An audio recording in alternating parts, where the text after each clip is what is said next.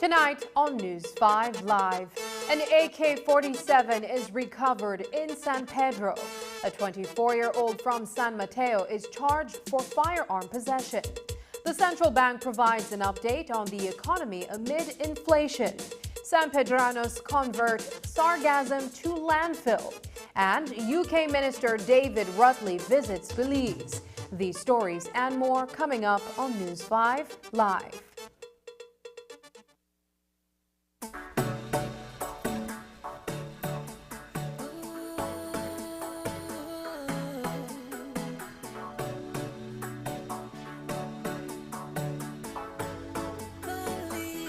My beautiful Belize, my land of the free, my home and it's bound by the Caribbean Sea. Belize, we are free and independent, we're free and independent, free and independent, to be whatever you wanna be, free and independent, we're free and independent, free and independent, we're changing our country, we're free, so make we celebrate with smart, come celebrate with smart, make we celebrate with smart. Let's celebrate with smart. So make we celebrate with smart. Come celebrate with smart. Make we celebrate with smart. Let's celebrate with smart. The entire Smart family wishes all Belizeans a safe and happy September celebration. Smart, bringing people together. Peacocker, San Pedro, and Belize City are just a click away with Caribbean Sprinter. Avoid delays by getting your tickets and boarding passes online at sprinter.bz and welcome aboard.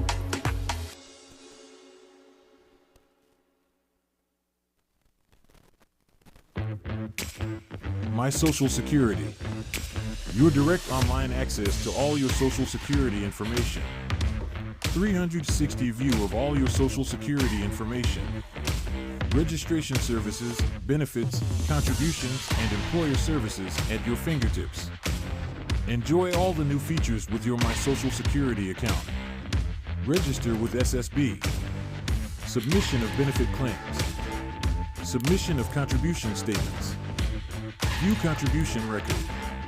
Enjoy all your My Social Security feature at ssbportal.org.bz. Social Security at your fingertips. It's Carnival time, and once again, Channel 5 will bring you all the fun and excitement of this year's Carnival Road March.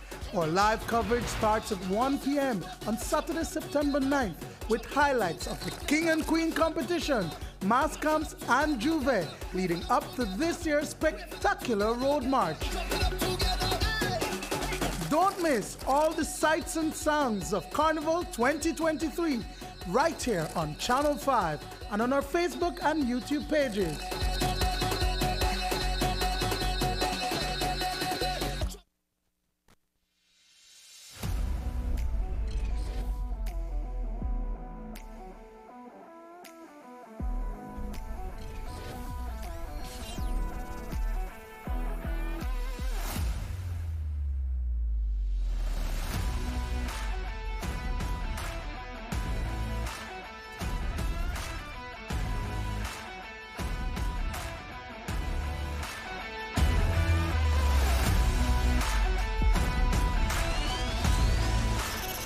Cut the cords. Choose efficiency with Axix Switch technology. Only at Benny's. Quality and savings.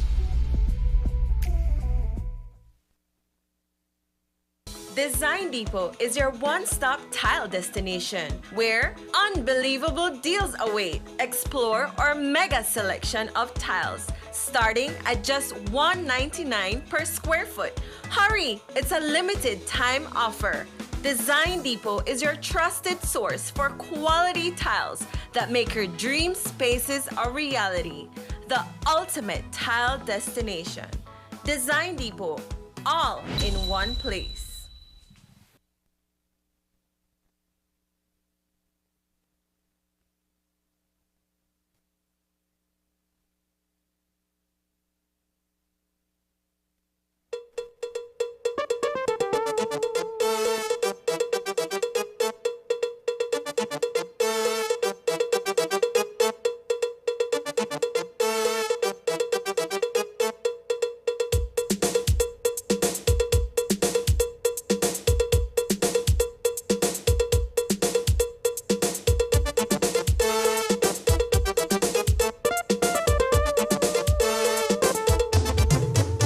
This newscast is brought to you by the Belize Bank Limited.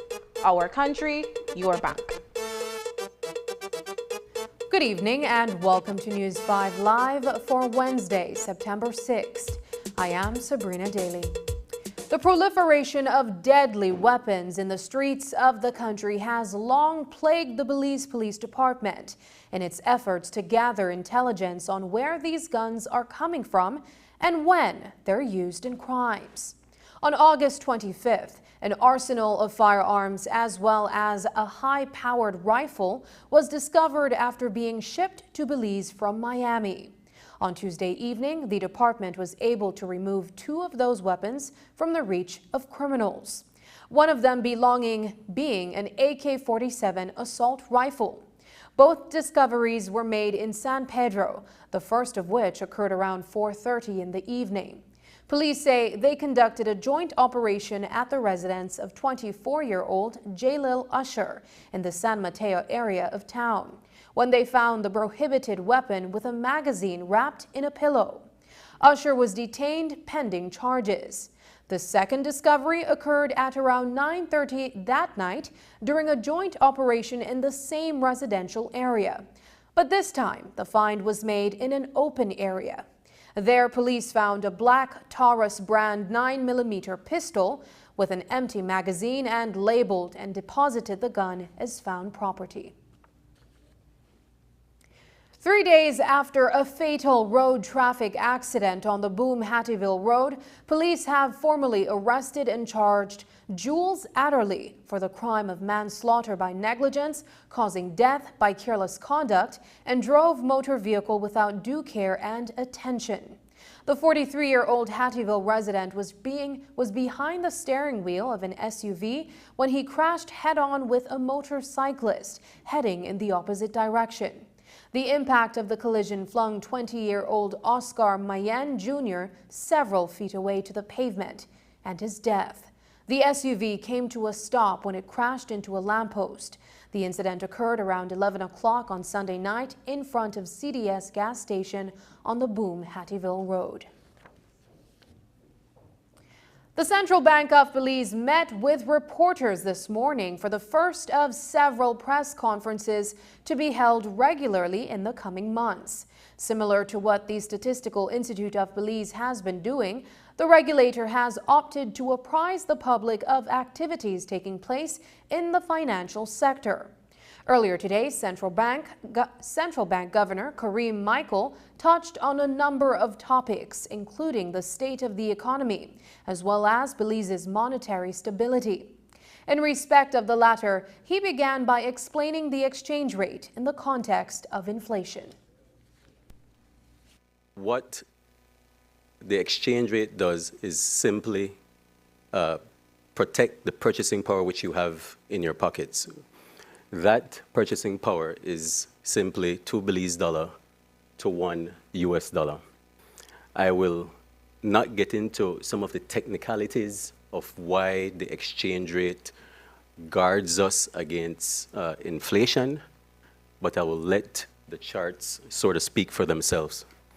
So for the past 30 years, and I've only shown 23 here, Belize's average inflation has roughly been around 1.8%. This is a solid red line across.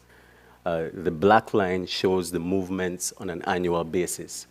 There have been two periods where you can say that inflation has peaked out of normal bounds. That is in 2008, 6.4, and in 2022, 6.3. Starting with the first one, you will know that this is an external shock, the conflicts, geopolitical tensions, that sort of thing. And I think we are all familiar with that story. Similar case in 2008, right after the global financial crisis. There was a shock again to fuel prices, and that's what resulted in that 6.4% that you see. Now we're functioning under a pegged exchange rate. On the right-hand side, Belize again is represented by that solid red line.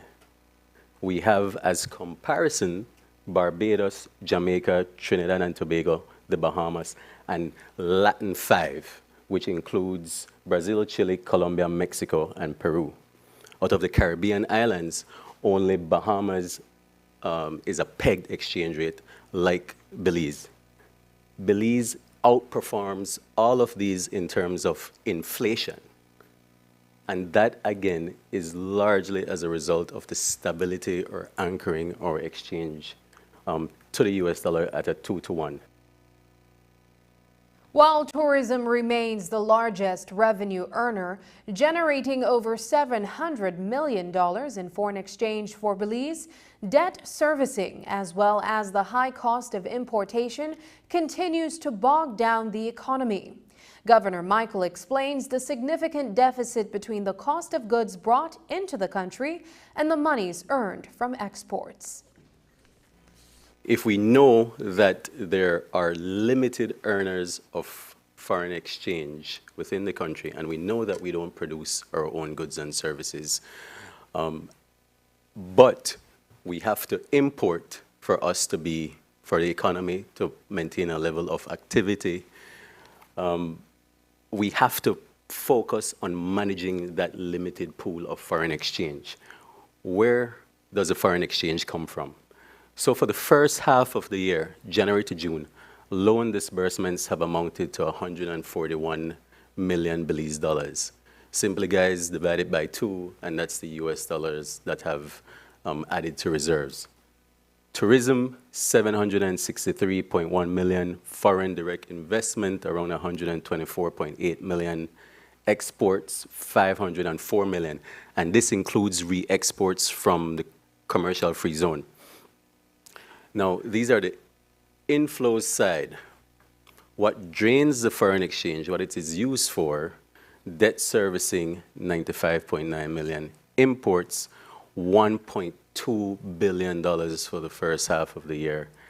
And several entities who are ultimate beneficial owners are non-residents have repatriated a sizable amount of 124.5 million. We know SIB in latest statistics and press release often talks about the size of the merchandise trade deficit. It's clear to be seen here. Imports minus your exports, that's a huge amount that needs to be financed. Earlier this year, the Registrar of Credit Unions announced that retired banker Martin Marszalek had been appointed as an administrator to oversee the management and operation of St. Francis Xavier Credit Union in Corzall Town. His primary responsibility was to ensure that the equities, as well as the rights of creditors who belong to the lending institution, are protected. Marszalek has since stepped down from the post and has been succeeded by fellow banker Marlo Neal. But what does the change in leadership mean for the embattled credit union and the effort by the Central Bank of Belize to turn things around? Central Bank Governor Kareem Michael is also the Registrar of Credit Unions. We have a good feeling of St. Francis, and we want St. Francis now in terms of governance and performance to be a model for what credit unions should be. It's a target to achieve because a lot of the credit unions have not elevated their governance framework. And a lot of the issues which we see in the past that has troubled credit unions has boiled down to governance, weak governance systems within the credit unions. The transition now is that once we have placed in these governance framework and other policies and procedures, we expect this to be no longer than a year.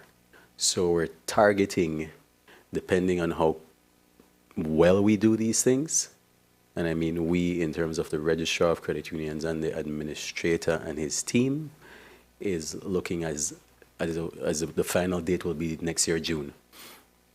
So roughly a year and some change. And I say June because that's when an AGM could be held or should be held.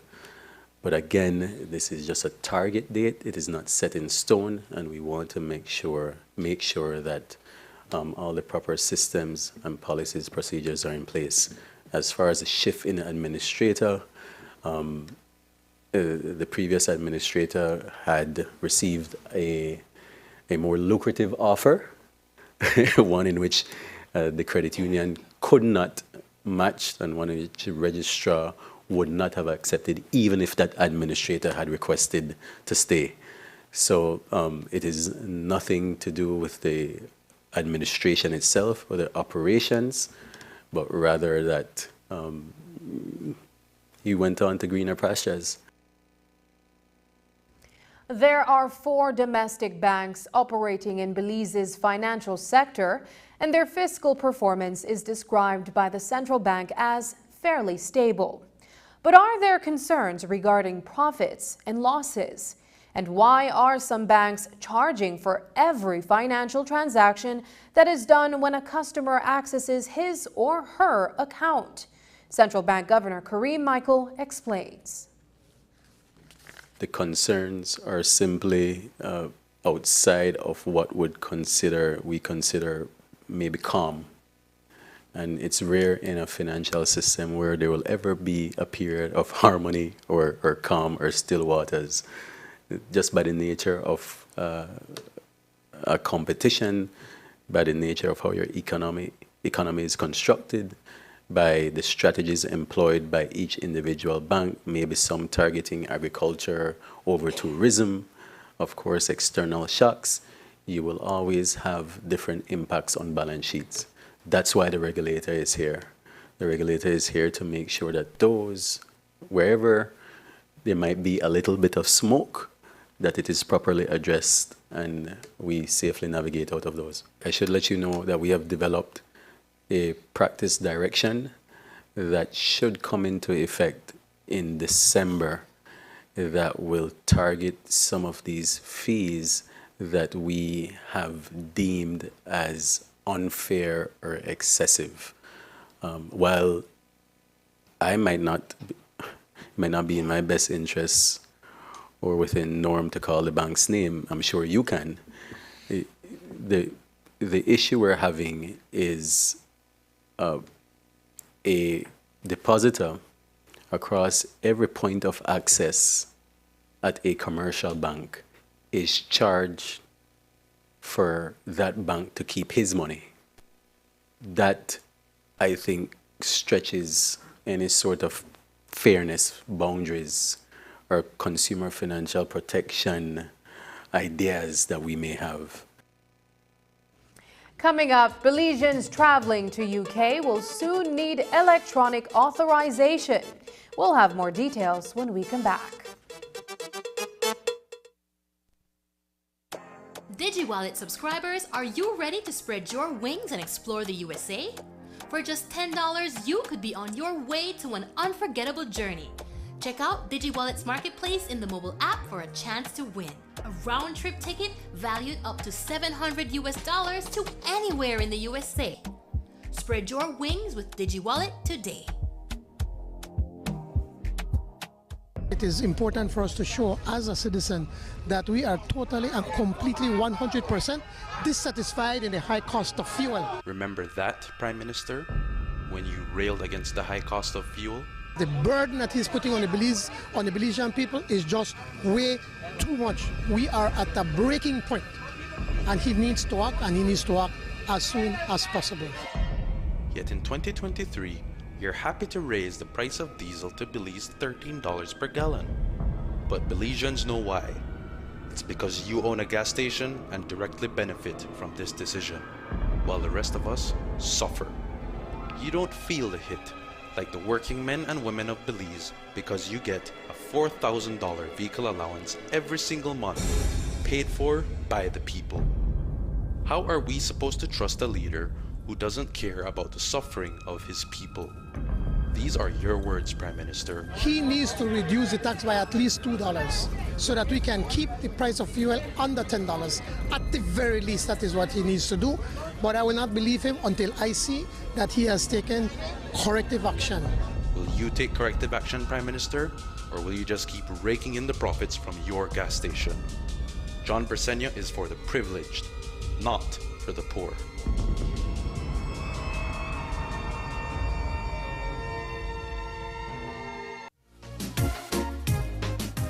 Buenos días. 2 boletos para Ticacas, por favor. ¿Ida y vuelta? 54. Ese dinero es falso. ¿Falso? Sí, este billete es falso. ¿Y por qué es falso? Porque un verdadero billete de $50 tiene una marca de agua en la forma de un jaguar con la marca de agua y electrotipia de denominación y un hilo de seguridad. Conozca su dinero. Reconozca el billete falso al verlo. No se confíe en solo una de las características de seguridad. Busque la claridad y calidad de la impresión. Las líneas y el color impresos deben ser nítidas y claras. Sienta la calidad del papel y de la impresión levantada. Ponga el billete a la luz y observe. El hilo de seguridad avantanillada debe formar una línea completa cuando se pone a la luz. La marca de agua y la electrotipia de denominación, el Jaguar, es la marca de agua en los billetes de $100 y $50. El gigante dormido es la marca de agua en los billetes de $20, $10, $5 y $2. El registro perfecto. Las partes del diseño impreso en la parte posterior deben caber exactamente dentro de las áreas sin imprimir en el frente del billete para formar el diseño completo. Revise los billetes de $100 para saber si está el holograma del tucán con la impresión sobrepuesta de la flor de vinca per vinca. Inclínelo para ver las imágenes pequeñas del tucán y el numeral 100. Revise los billetes de $50 para saber si está la imagen del pez ángel en color verde plateado. Mira más cerca. Utilice luz ultravioleta para ver los elementos fluorescentes. Utilice una lupa para ver las letras más pequeñas que leen Central Bank of Belize y el valor del billete. Detenga la circulación de los billetes beliceños falsos. Pasa todas las falsificaciones a la policía inmediatamente. Es una ofensa criminal guardar o utilizar falsificaciones. Esté a salvo, esté seguro. Conozca su dinero. Taking its name from the venerable father of the nation, the George Price Highway stretches 77 miles from Belize City to Benqueviejo. Originally built in the 1930s, this cross-country highway system is the artery that links Belize to Central America at the western border with Guatemala. That connection facilitates overland trade, supporting Belize's economic development. Winding its way across the scenic countryside, the George Price Highway from Roaring Creek to Esperanza has been fully reconstructed to meet international standards, with particular emphasis on road safety. A shorter and hassle-free commute is best enjoyed when everyone obeys the traffic laws.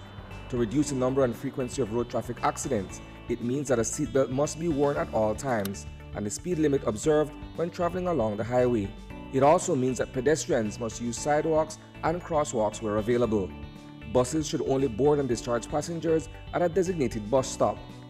Road safety is everyone's responsibility. It begins with you.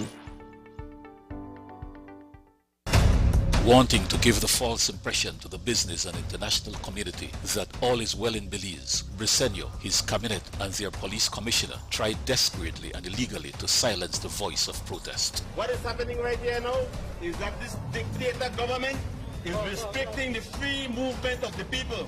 They are depriving the people of their constitutional right to walk on the streets of San Pedro. But thanks to the United Democratic Party, democracy has been courageously defended. As long as we're doing it within the Constitution, we have a right to walk any street of Belize and picket as per Section 13 of the Constitution of this country. And the call for the removal of the disgraced minister has grown louder. All we're asking is for the disgraceful Andre Perez to resign. That's all we're asking. And we are saying that if the Prime Minister cannot get Perez to resign, then the Prime Minister must leave. If Briceño and his corrupt cabinet will continue to defy the demands of the people, then the protest will grow louder and stronger until he and his government are completely removed from office. The people are saying that the Prime Minister must either lead or leave, and Andre Perez must resign.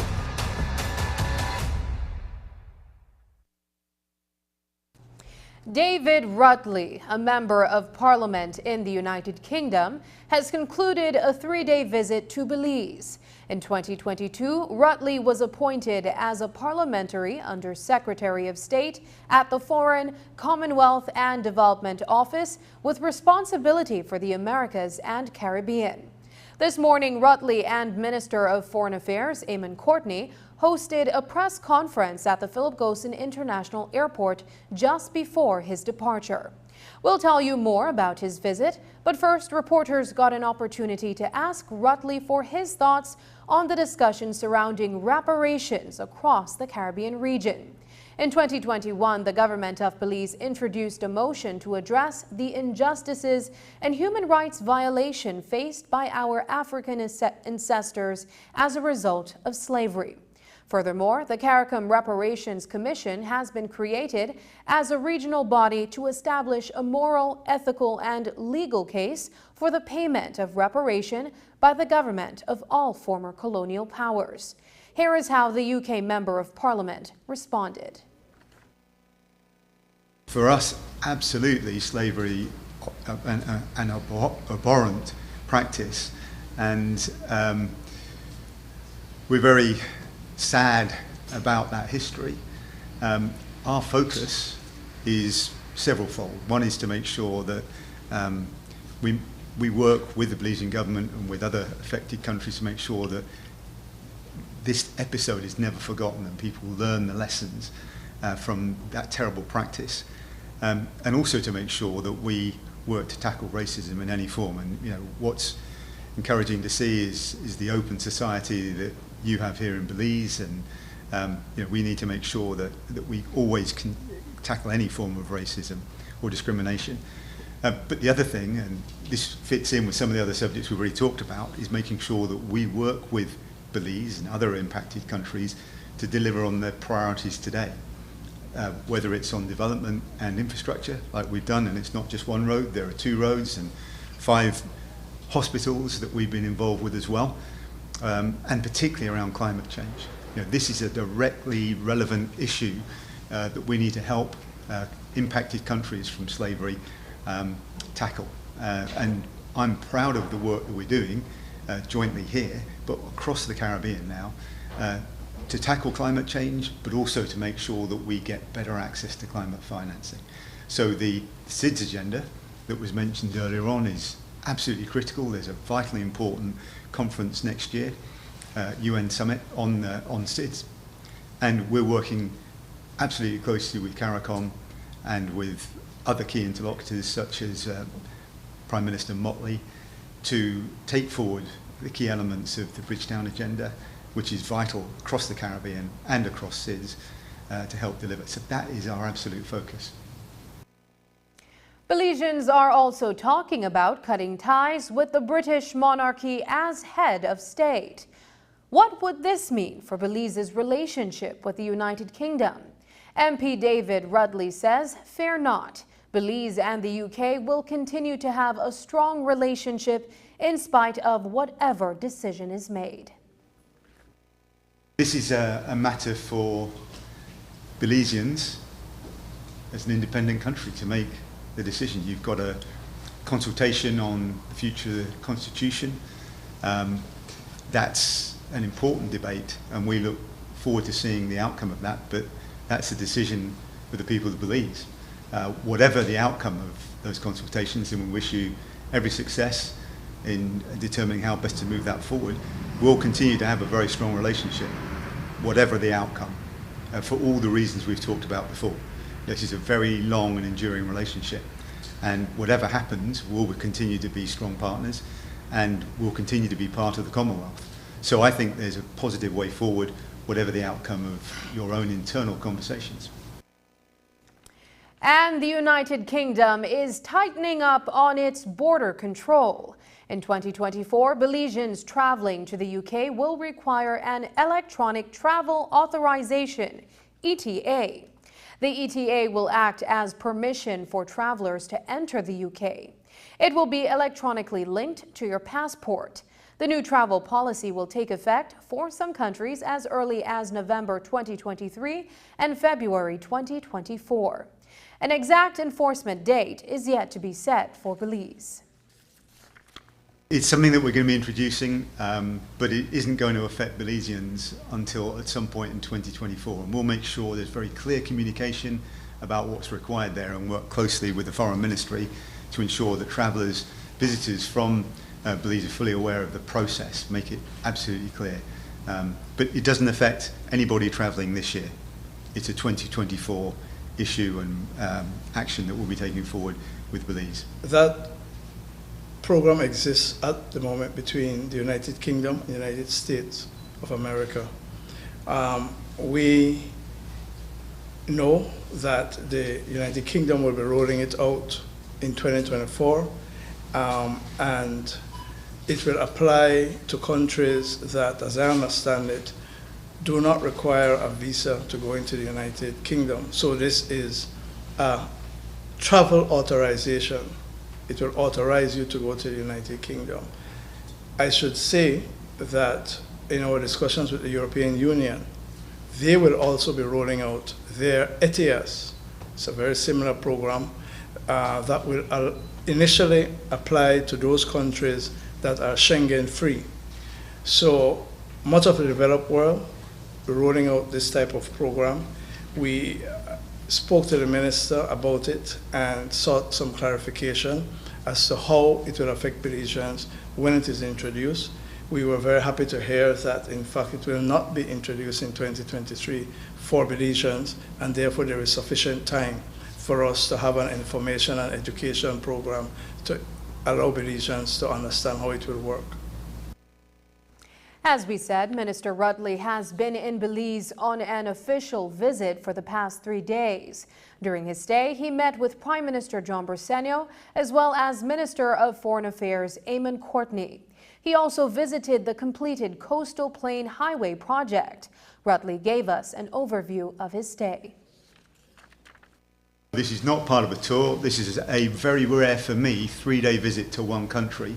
I don't do that very often. I don't get the chance because I cover a wide area across the Americas, the Caribbean, and also overseas territories. But We've got a very strong friendship.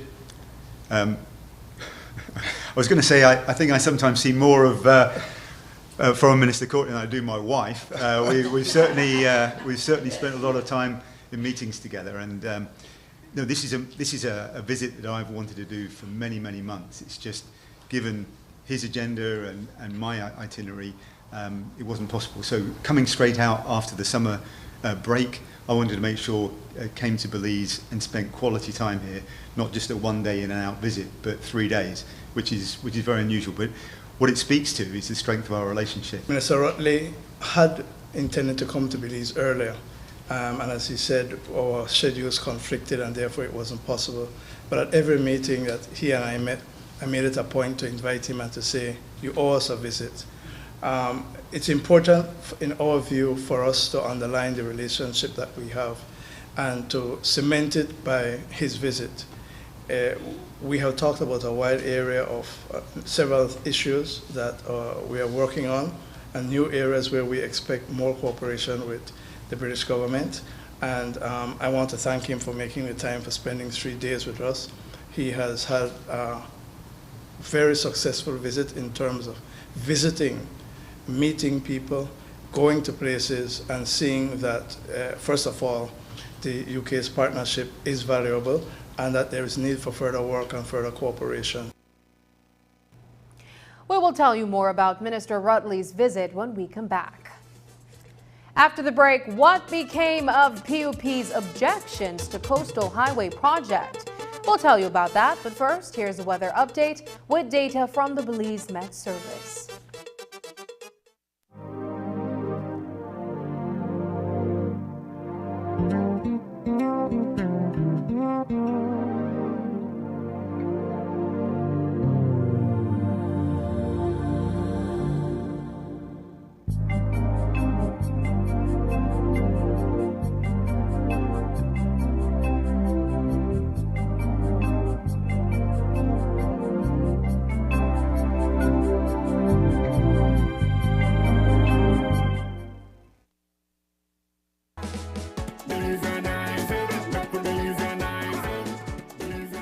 Government performance and making government more efficient and effective at what it is supposed to do. So when you're looking at the Constitution, when you're looking at any law, when you're looking at any policy or any decision-making process, part of this concept of accountability has to do with the efficiency and effectiveness to which we make decisions and to which we deliver goods and services. And corruption is a detriment to that. But corruption and dealing with corruption is not a focus. The focus is on dealing with good government. Government that is performing, government that is delivering, government that is effective.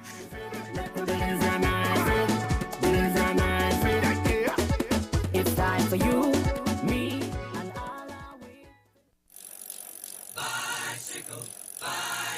I want to ride my bicycle, bicycle. The Cycling Federation of Belize and the Belize Tourism Board invites you to come out for the high-speed, fast-cornering crit racing. It's the September Criterium Classic on Sunday, September 17th, starting at 10 a.m. The start and finish line will be in front of BTB's office on Regent Street, and the race circuit will be laps around Albert and Regent Streets. Races start with all the kids groups at 10 a.m., followed by high school boys and girls, then Women Elite, Club Masters, then Junior and Youth, and last but definitely not least, the spectacular primetime race with the elite men.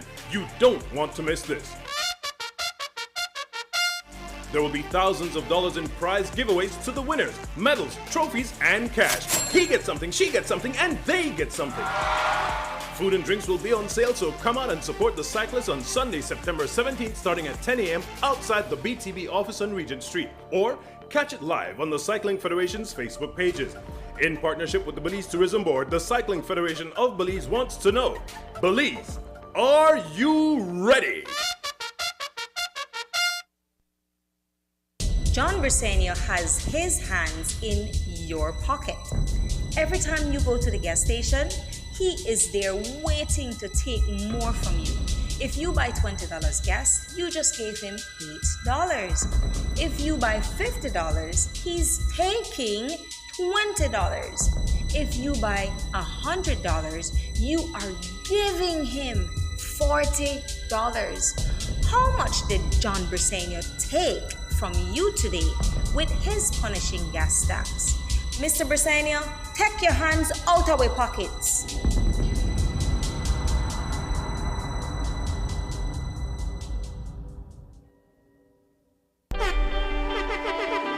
The Carnival Association, Empire Entertainment, and Travelers Liquor presents the return of the last laps inside the Marion Jones Sporting Complex.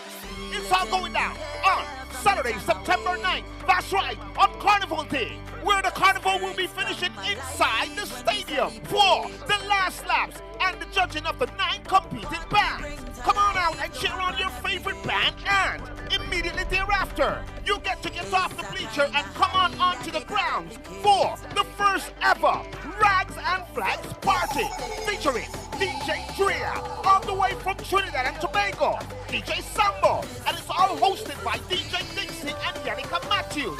Giveaways will be fully loaded, and food and drinks will be on sale. Gates open from 3 p.m. and this party lasts until 8 p.m. It's the Rags and Flags Party, Saturday, September 9th, inside the Marion Jones Sporting Complex. Marion Jones Sporting Complex. See you there. It is important for us to show as a citizen that we are totally and completely 100% dissatisfied in the high cost of fuel. Remember that, Prime Minister, when you railed against the high cost of fuel? The burden that he's putting on the Belizean people is just way too much. We are at a breaking point, and he needs to act, and he needs to act as soon as possible. Yet in 2023, you're happy to raise the price of diesel to Belize $13 per gallon. But Belizeans know why. It's because you own a gas station and directly benefit from this decision, while the rest of us suffer. You don't feel the hit like the working men and women of Belize because you get a $4,000 vehicle allowance every single month, paid for by the people. How are we supposed to trust a leader who doesn't care about the suffering of his people? These are your words, Prime Minister. He needs to reduce the tax by at least $2 so that we can keep the price of fuel under $10. At the very least, that is what he needs to do. But I will not believe him until I see that he has taken corrective action. Will you take corrective action, Prime Minister? Or will you just keep raking in the profits from your gas station? John Briseño is for the privileged, not for the poor.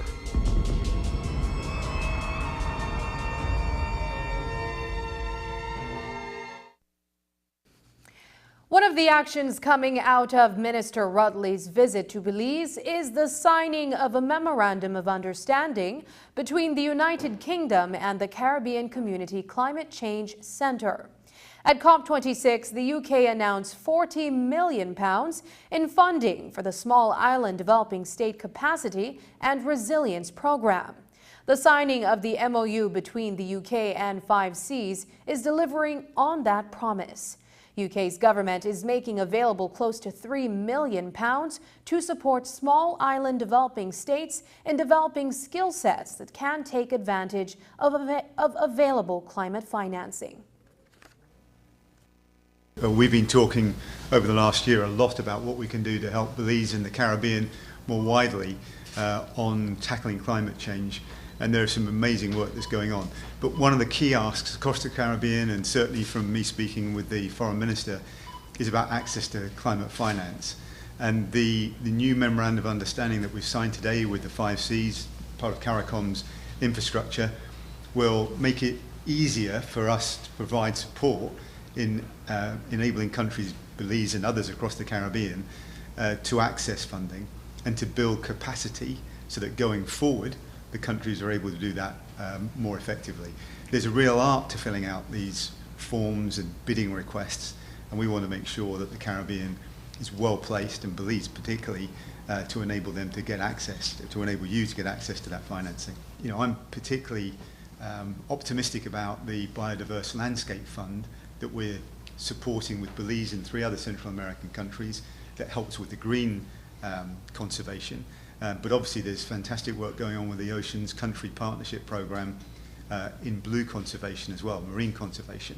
So this is what we just signed today is important, but it's just one element of a much wider programme of activity that we're doing together to unlock finance, but also expertise to tackle climate change. The highlight feature of Minister David Rutley's trip to Belize was his tour of the Coastal Plain Highway. The road project was financed by his government in the UK as well as the Caribbean Development Bank. Minister Rutley got an opportunity to meet with members of the communities in the area. They spoke with him about how the highway has improved their lives.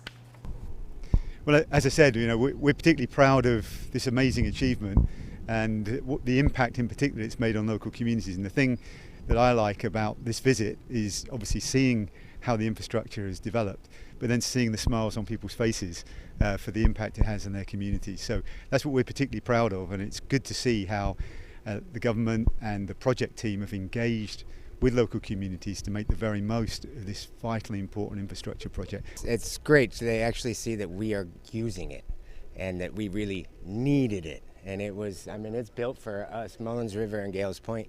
We've been the ones that have been kind of stranded and marooned back here. So, as far as I'm concerned, if nobody was happy, we're extremely happy because we're now able to get kids to school on time. We don't have to worry about flooding anymore. We also have tourism and jobs coming in. Earlier days, we couldn't get out to Dangriga Sunday. We can't cross the river, flood. We got sick people, we can't get out. But with this now, we can move back and forth. Even with the school runs, the kids had to miss many ideas from school. But with this now, we have no problem with it, and we appreciate it. And a lot of people come by, come visit the village and different things. When the People's United Party was in opposition, current Foreign Minister Eamon Courtney spoke strongly against the Coastal Highway project. He asserted that the project was patently criminal because it was not taken before the National Assembly for approval and because the Contractor General's office was vacant at the time.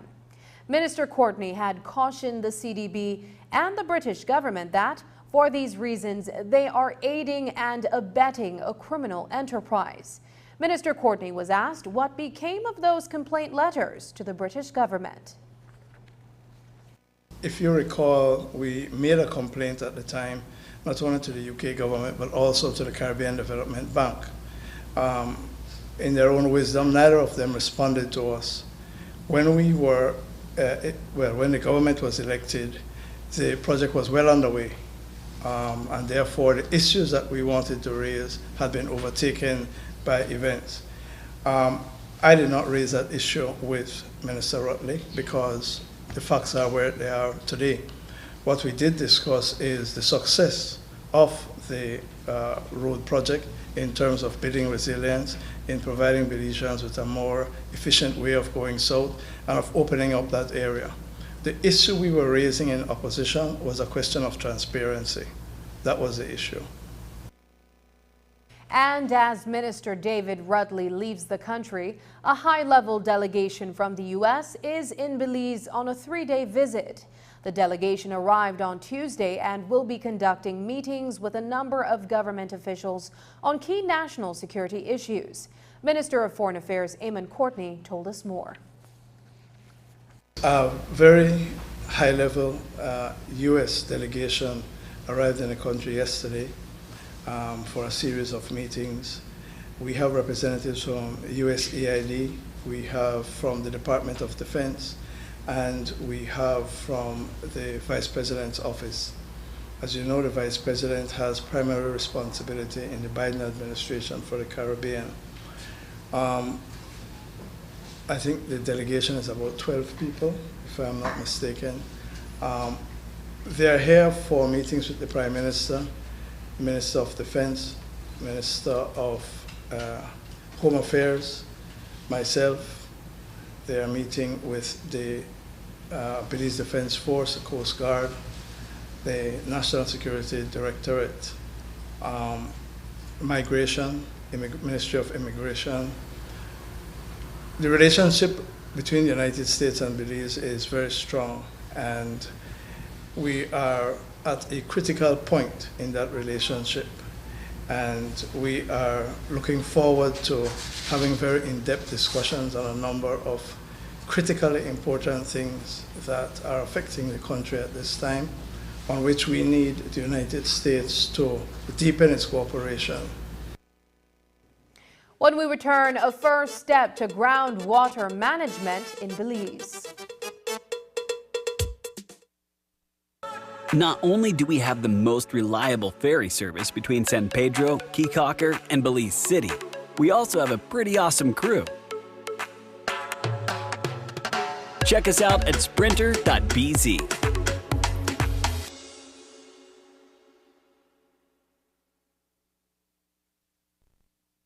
It seems like every other day, we hear of a family member or friend being diagnosed with a serious illness such as cancer, heart attack, kidney failure, or stroke. When these illnesses strike, you want to focus on recovery and your overall well-being. At RFNG Life Insurance, we offer critical illness insurance to help with medical expenses when diagnosed with such critical illnesses, providing security to access quality healthcare facilities and to ease the worry about finances. In case you are diagnosed with a life-threatening illness that is covered by the policy, critical illness insurance pays you a lump sum amount to help you obtain access to quality treatment and medication. Having critical illness insurance provides the financial support that will bring you and your family the security and peace of mind necessary to manage these illnesses. The possibility of being diagnosed can be worrying, but by having a critical illness plan, you could have funds to assist with expenses such as medications, hospital deductibles, childcare, household expenses, and so much more. The right time to plan for the unexpected is when you're healthy. For more information, visit our office today to speak with one of our experienced agents about critical illness insurance. Your health and wellness is what matters most. Take care of it.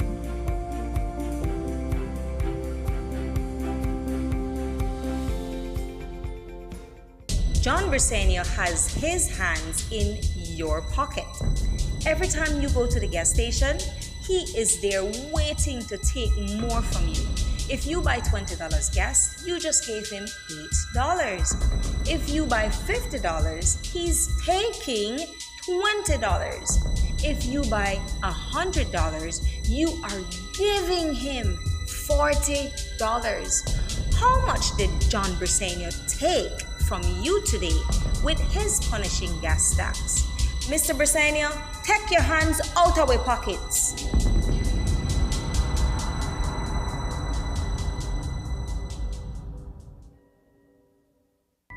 Make your summer better.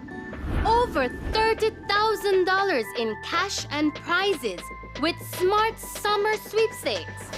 Here's how you can enter for a chance to win. Sign up for a smart postpaid, broadband, or VoIP plan. Use $100 or more regular prepaid credit. Do a SIM swap or text in to the short code 786.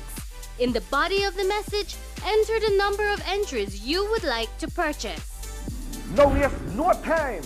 You can be the winner of weekly prizes. All methods give you more chances to win local airline tickets, overnight stays at numerous resorts, cash prizes, gift certificates, and much, much more. One lucky person will win the grand prize valued at $10,000, courtesy of Smart and the Belize Tourism Board. Promotion ends September 15th. So make your summer better by getting in the race to win with Smart's Summer Sweepstakes. Smart, bringing people together.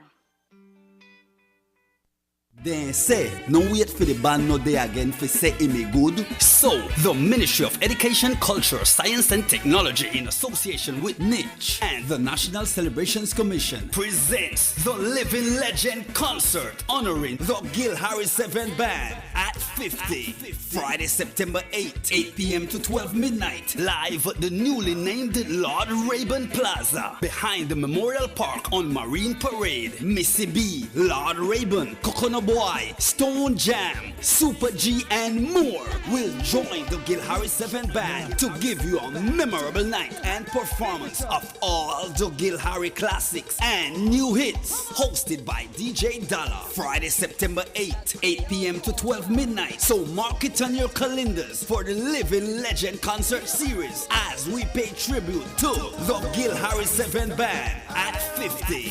Sponsored by the Ministry of Education, Culture, Science and Technology, the Honorable Francis Fonseca, NICH, and the National Celebrations Commission.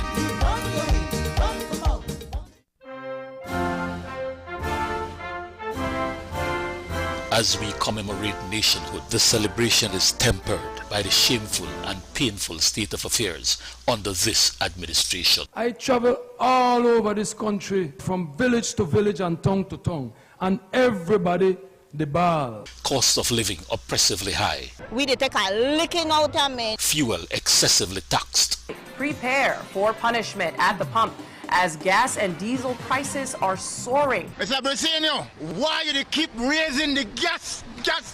Belizean families suffering. People is suffer out there, and thousands of people is suffer out there. Homegrown businesses shutting down. This is not a government that provides an environment for which a business can thrive. And so they have to close down. Top-level corruption and pandering to special interest. It is morally wrong, it is ethically wrong, and from what I am hearing, it can even be legally wrong. But we're doing a disservice to Belize. Ministers wantonly abusing public office for personal pleasure. Andre Perez must resign. Rampant corruption and mismanagement in every ministry. Borja further testified saying that there were a number of individuals in the lands department that were in on the scheme. I don't want to comment, it's not my ministry. So that question was the Minister of Land. It seems Borja may have been killed because he knew too much about his systemic land fraud scheme he was involved in. And just as rampant at the municipal councils. PG town councillors alleged money mismanagement within their own council. Crime and violence at an all-time high. A bloody weekend across the country. Citizen security at an all-time low. How could you solve violent crime and murder when you're reducing the resources for the Ministry of Police? You can't stop people who want to kill themselves. No compassion for the poor. Everybody can get. The pantry, men, they shouldn't have stop that. Education unaffordable. Healthcare inaccessible as public hospitals are abandoned. The staff of the institution is being asked to carry water in basket. People will die. Democracy under assault as the constitutional opposition is muscled. Shutting out the opposition is anti-democratic and it is fascist. And peaceful protests blocked. What is happening right here now is that this dictator government is restricting the free movement of the people. As long as we're doing it within the Constitution, we have a right to walk any street of Belize and picket as per Section 13 of the Constitution of this country. We love our country, but our government is failing us. The Prime Minister of Belize, John Briseno, has lost his way, has lost his mandate, has lost the confidence of the Belizean people. This September, as we celebrate nationhood, let us resolve to fight for Belize like never before. Put on your armor, clear the land of the tyrants and despots in Belmopan, so we might truly proclaim with national pride and dignity, land of the free by the Carib Sea.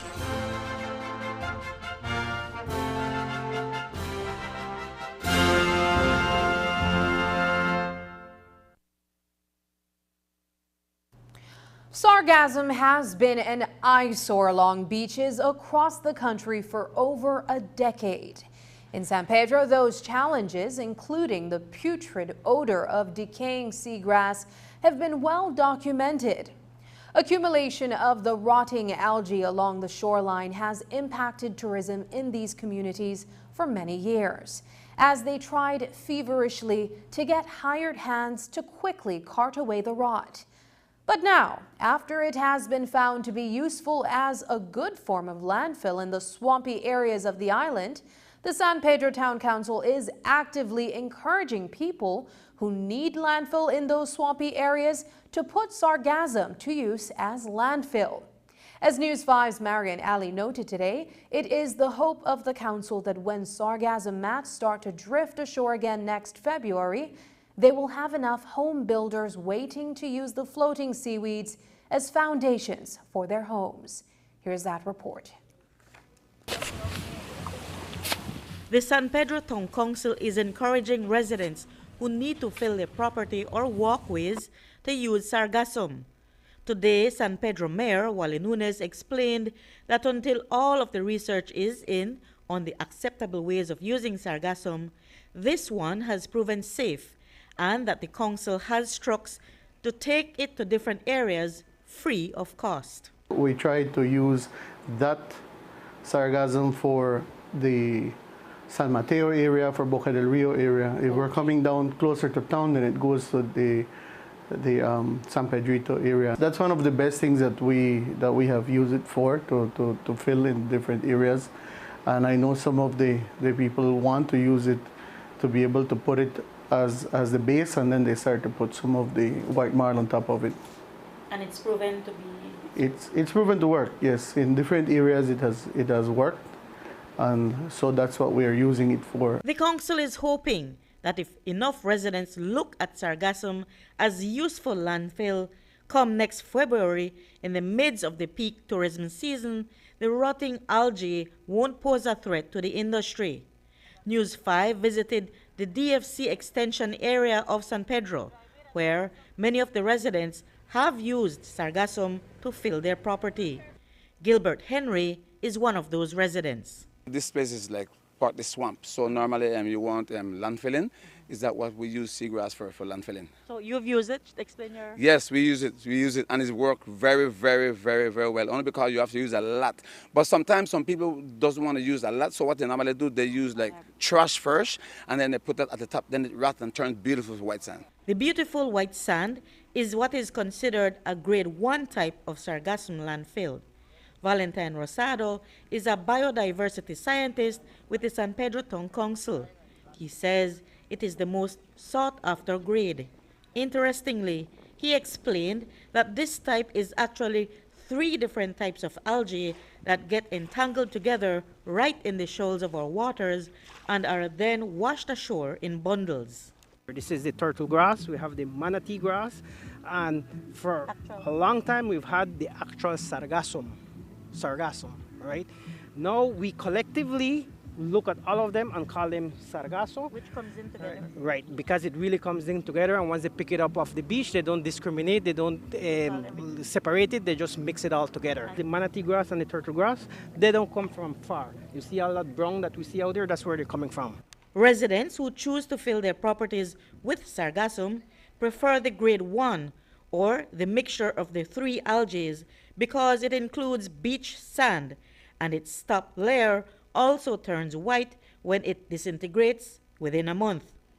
That was what Daisy Cifuentes also discovered and liked about Sargassum as landfill. After a while, it gets like sandy and we could... So it works well? Yes, it works well. We had a lot of water here, and we had to fill with seagrass, and because we had to put some rocks or something for my great walk. And the other darker grade of Sargassum is only the actual Sargassum that drifts from miles away. It is used also as landfill, but produces a darker type of sand when it rots, as is seen in this yard when it was dumped. On the compound of Caribbean Villas Hotel, owner Beth Hart has a pile stacked high that had accumulated at the beachfront over a couple months. She has had to hire men to clean it away.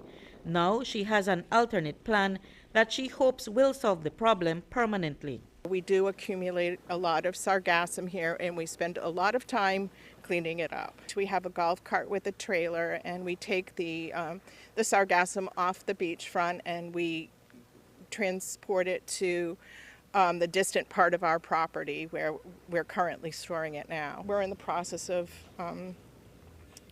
getting approval for a wall here, seawall, like many of the properties do around us, so that it doesn't beach. Hart also welcomes anyone who needs to fill their land to bring their vehicles and take as much as they'd like, free of cost.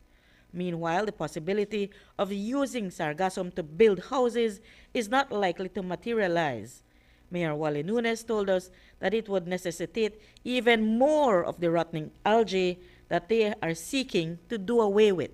The issue with the blocks, with the Sarga blocks, would have been that they would need a lot of Sargassum at a time to be able to build a couple bricks. And it would probably require for us to import Sargassum, which is contrary to what we're looking for. Reporting for News 5, I'm Marian Ali. Today at the Biltmore Plaza in Belize City, stakeholders gathered for a final consultation session looking at how to design a groundwater monitoring system for the country. It is being done through the support from the UN Climate Technology Center and Network, through which Belize was able to get expert advice on implementation. And as we found out, while there is a budget for the project, it is not nearly enough to cover the entire country. News 5's Dwayne Moody reports. Globally, groundwater is the most treasured resource because of the nuances that go along with replenishment and usage. It is water that exists underground in saturated zones beneath the land's surface. It is used primarily in remote traditional communities that do not have access to surface water. While groundwater is the source for rivers and streams, indigenous peoples, as well as those in the agricultural sector, access this water source through wells. But how much is there? Chief Climate Change Officer Dr. Lennox Gladding says that it is a good first step because Belize does not know the abundance of groundwater it has. For some time, for a very long time, we've always made this claim that, listen, we have this abundant source of water, especially groundwater. But to a certain extent, we have not truly quantified it, right? The only way we can quantify it is putting such a system in place, because at the end of the day, it's really to benefit the end user, be it the community, be it the various sectors. There are over 10,000 wells spread across the country and is a source of groundwater that is being tapped into.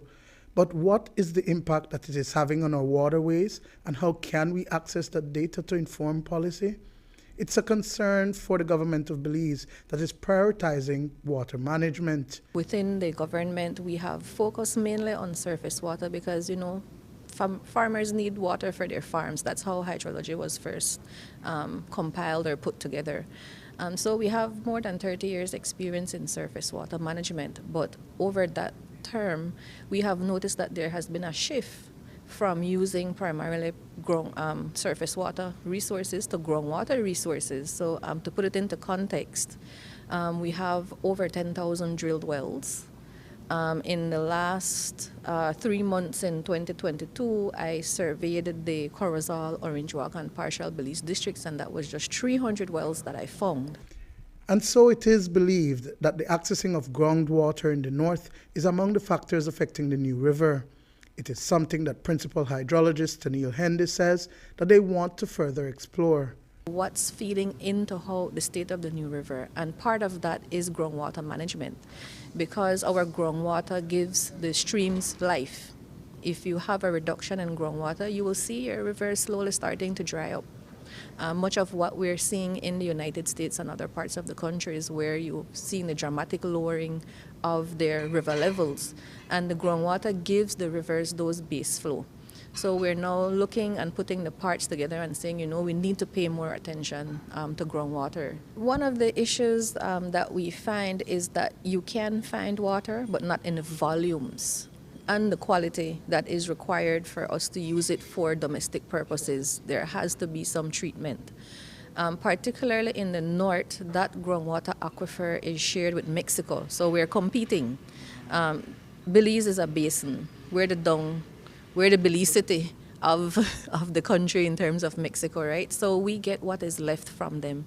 So we need to be really proactive in our management. Putting in the monitoring network in the New River watershed is a start and complements the Green Climate Fund Readiness Project that also looks at installing a monitoring system for the Rio Hondo watershed. Water management is an issue that is exacerbated by climate change. The National Climate Change Office is the national designated entity for the UN Climate Technology Center and Network. We already see some of the impacts of climate change when it comes to our water resources. So we want to ensure that this is a first step in an adaptive measure, right, to reduce or mitigate some of the impacts that definitely we're going to face in the medium to long term. Of course, there's a finance mechanism and then the technology mechanism. This initiative is being covered under the operational arm of the technology mechanism. Currently, there is access to approximately $300,000 for one monitoring system. Through partnership, it is expected that additional budget can be sourced to include the entire country. Dwayne Moody for News 5. We discovered today that, ironically, the same sargassum that is responsible for so much of the erosion that occurs along shorelines can be used to also restore those affected beachfronts. News 5 took a tour of a portion of a beach restoration project that the San Pedro Town Council has introduced to restore the area to a beautiful walkway where people once chose to relax. As San Pedro Mayor Wally Nunez and biodiversity scientist Valentin Rosado explained to us today, trial and error proved successful for the San Pedro Town Council and some consultations with the wider community. Now, the hope is that more people would adopt the idea to restore their beachfronts. We're doing some testing of how the beach berm is created and putting some different vegetation in the area that would hold the sun and will help it with erosion. And it has proven that it has worked. And we have that area and we have another area here by Fidos where it is also working. We want to fast track a little bit on how we want to build the beaches. We have also contacted some of the NGOs here so that they're aware of what we are planning to do and not bring in a large dredge and just dredge the area and pump sand to the beach, but come up with a proper plan so that when we put sand on the beach and we restore the area, it is not easily washed away. We're coming with a plan and we're coming as a more nature-based solution. We were able to identify no impact sand. This is not sand that was dredged from anywhere. This is sand where you had buildings already at this location. They were excavating to rebuild, and we were able to access this sand that matches the grade of this beach. Okay. Right, and we put it high up above the berm. And important, the sand is going to wash away. When the storms comes, that's the way a beach functions, right? But it was important to introduce some of these island native plants that help to stabilize the sand. Yes. So since November of last year, they have been serving that function. The plants that we're using here, at first glance, they might just look like grass, right? But we're very specific about the species that we're using. These are native species that have a function in stabilizing the beach. Okay. We are also introducing several of them and that have some pretty flowers because it needs to add to the aesthetic. If not, it just looks like bush. It also needs to be trimmed and hedged, and we need signage as well, right?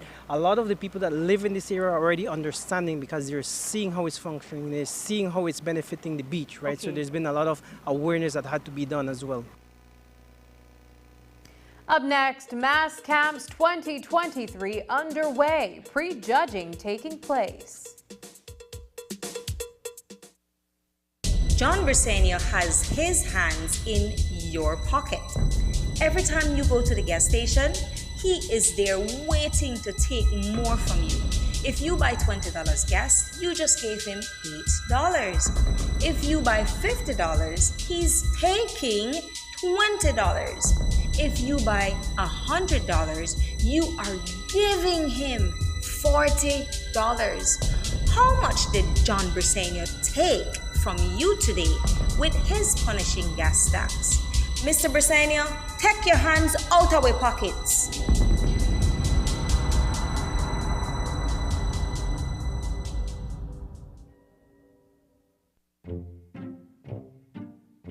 Get ready, babe. We're going on a vacation. Finally, where are we going? Don't worry, babe. I have we covered. Are you sure you know where we're going? Yes, babe. Oh, right there. See?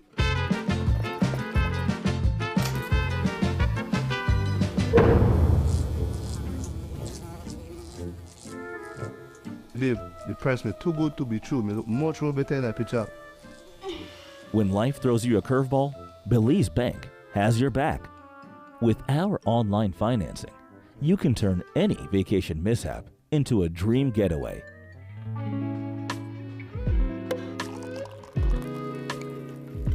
Cheers to Belize Bank for making our dream vacation a reality. Thanks to you, babes, to turn things around. No thanks to you, cheapo. Out. Experience the future of financing with Belize Bank online, where you can secure funds for anything, from anywhere, at any time, all without stepping foot in a bank.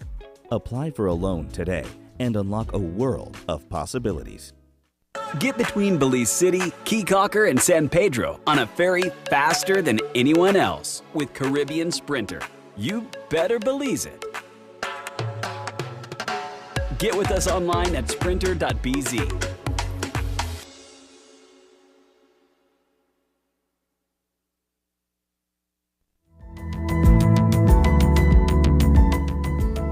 Smart introduces Real Unlimited Postpaid Plans, providing customers with unlimited talk, unlimited text, and unlimited data. Now that's a real great deal. With Smart Plus, Share 1 and 2, and Enterprise 1 and 2 plans, you can talk as much as you want, text as much as you want, and for the first time ever in Belize, you can enjoy unlimited data with your postpaid plan. So come in and sign up for an unlimited postpaid plan and enjoy limitless possibilities. In addition, other plans such as the Flex Junior, Choice, and Select have been boosted with a lot more talk, text, and data, providing you with the best value for your budget. Be unlimited with Smart. It's time to power your dollar with Smart. It is important for us to show as a citizen that we are totally and completely 100% dissatisfied in the high cost of fuel. Remember that, Prime Minister, when you railed against the high cost of fuel? The burden that he's putting on the Belizean people is just way too much. We are at a breaking point, and he needs to act, and he needs to act as soon as possible. Yet in 2023, you're happy to raise the price of diesel to Belize $13 per gallon. But Belizeans know why. It's because you own a gas station and directly benefit from this decision, while the rest of us suffer. You don't feel the hit like the working men and women of Belize because you get a $4,000 vehicle allowance every single month, paid for by the people. How are we supposed to trust a leader who doesn't care about the suffering of his people? These are your words, Prime Minister. He needs to reduce the tax by at least $2 so that we can keep the price of fuel under $10. At the very least, that is what he needs to do. But I will not believe him until I see that he has taken corrective action. Will you take corrective action, Prime Minister? Or will you just keep raking in the profits from your gas station? John Bersenio is for the privileged, not for the poor.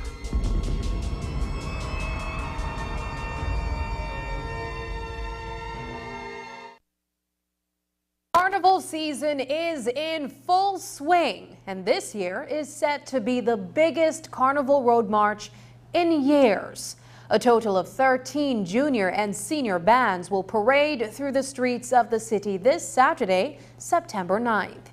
But even before we get to the Road March, there is Mass Camp. This was preceded by the King and Queen competition over the weekend. The Mass Camp started on Sunday with a first ever entry from Mascal Village, and then on Tuesday night, the city came alive as 4 of the remaining 8 bands were prejudged. News 5's Dwayne Moody reports. Mass Camps 2023 is in full swing. It's a spectacle and a prerequisite for competing bands in the Carnival Road March. Well, in the Mass Camp, this is the pre-judging. This is the first start to kick off for the big event, which is Saturday. But in this, the judges are looking for the liveliness of the revelers, They check the costumes. This is when they get to inspect the costumes, see the durability of the costume, how the costumes are put together, how they started from one point to the ending point. So they should have it out back there where the judges only go in the back, where they see the starting point with the wires, everything starting, and then the finished product is what they're going to present on the road on Saturday. So mass camp is very important. It weighs in on the final thing. So people might think that because they see a band looking nice on the road that they should win, but sometimes they falter in their mass camps, and that's where the issue occurs with some of them. But at the end, we try to meet with the head judge, meets with all of them, and they get their packages with all their scores from the first event to the last event, so they can see where they went wrong, how they can improve, and whatever else needs things. While there are 13 bands this year, 9 are competing. The other 4 are simply participating in the road march. Among the competing senior bands is newcomer Belize Rural North. It started off the mass camps this year and was prejudged on Sunday. Since we have them all district, we decided to do it on a Sunday so we could get that out of the way rather than doing it during the week. On day 2 of mass camps, 4 bands, 3 juniors and 1 senior were visited. First stop was Black Pearl, a junior band led by Derla Vaughn. This junior band will be having a party on the road and dance through the decade on Bacchanal time. Black Pearl concept this year is dancing through the decade on Carnival, on Bacchanal time, right? So as I told you, Saturday night we have 3 sections. This is a section that represents ladies back in the days with their white hat, their wide skirt, their sling bag, and a high heel, right? So that's the first section, which will be followed by section 2, which is the king. He's the musical vibration. He has all the notes for the music and thing, okay? And then that will trigger the music back to the 3rd section where we have the island party. These are the party people. Soca Massive is led by Pauline Bradley, the defending champions in junior category for the Carnival Road March. Bradley went with the theme Soca Monarchy, Kings and Queens, as well as gestures. It's a kaleidoscope of colors and glitters. I lost 2 members from my band. The little girl up in Hopkins who got crushed by the truck, she was one of my dancers as well. And Brene, the little girl that they amputated her leg, it got infected, it was a main artery and they had to cut it off. She was one of my dancers, so that's 2. And so I did my whole story about those 2 girls and I came up with Soca Monarchy. And we all know in monarchy days you have kings and queens, and then you have the gestures who entertain the kings and queens, and that's my 2 section. And my first section is actually a combination of the monarchy and the queen. I put those 2 together, and that's how I came up with the first section, which is split in 2 but almost still the same. Gustav the Fool, he is the king and queen and the princess entertainer. You know, they're the one that entertains the kings and queen in monarchy days whenever they have any event. And so they were at the annual jubilee, and Gustav came out, and Gustav was the main gesture at the event, at the jubilee. And so he was dressed in black and white. The 3rd stop for the night was Bacchanal Mass Band. It's their 2nd year of competing in the Carnival Road March, even though band leader Coleman Hall has been dancing in Carnival for years. His theme this year is Protectors of the Earth. I have 4 sections: Protector of Health and Sickness, Protector of Land and Wealth, Peace and Justice, and Water and Sky. Talk to us about how you came out with it. Yes. Talk about how you came up with it. It was from a movie. Yeah. Just a movie? Any movie? Eternals, to be exact. Eternals. Now, in terms of blending of colors and all of that, let's talk about that process, how you got to there. Well, I thought about colors that, you know, we don't really see often, you know, and putting them together. Do you feel that having one in the King and Queen, it actually gives you that extra boost, that extra energy for going to the road march? Yes, definitely. The final mass camp for the night was senior group Belizean Jewels. Coming off of the win for their Queen Medusa, the King and Queen competition over the weekend, The band is now over 175 revelers strong and counting. Khadija Tunretrij says that the theme, which they have been working on for the past 2 years, is breaking social norms. Here's how she explains it. This is Belize and Jewel's mass reinvented, and I say reinvented because we took a break to step back, reinvent ourselves, and come back the proper way that we want to be seen. This year our theme is when masculinity and femininity collide. We want the nation to know that femininity and masculinity can coexist happily. Remember, Carnival is a fantasy, and the way that you display things is different for us because we see it through the Carnival eyes. So in this case, Medusa, for us, her snakes are her protectors. She was casted a spell because she was so beautiful and felt threatened by a man, and he gave her a hair of snakes. So she used those snakes to protect herself and to show that whatever life throws at me, I can make it work. You have several sections. Let's talk about them. So we have 8 different sections this year. All the sections, I want to say they're filled, but my mom, up to now, she's still taking dancers. So if you want a space, Miss Deem, I could put you in our costume. On Sunday, I kid you not, we had 25 new revelers that just have been waiting to see who would go away with the king and queen, because that is how Carnival works. So they waited out to see which band is the best band, and I'm glad that they came here. But the pressure is definitely on us, but I believe that we're ready. Our revelers are ready, they're hyped, they're energetic. Some of them are already taking home their costumes, trying it on. So I'm excited, they're excited. Dwayne Moody for News 5. And that's the news. Tonight's broadcast is available at channel5belize.com, on our Facebook and on YouTube. I'm Sabrina Daly. Thanks for joining us, and from all of us here at News 5, good night.